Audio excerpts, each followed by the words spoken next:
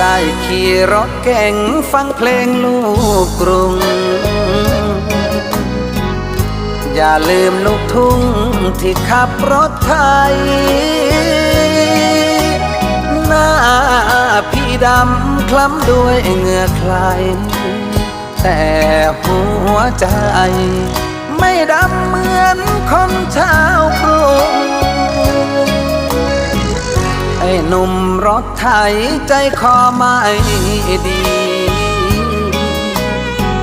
ห่วงแต่แฟนพี่ที่ไปเฟื่องฟุ้งวัน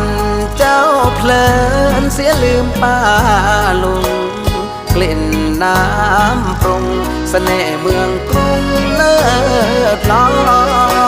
ยไทยไรจนฐานมันหักอีการ้องทักพี่ก็ชักเศร้าซอย5 ปี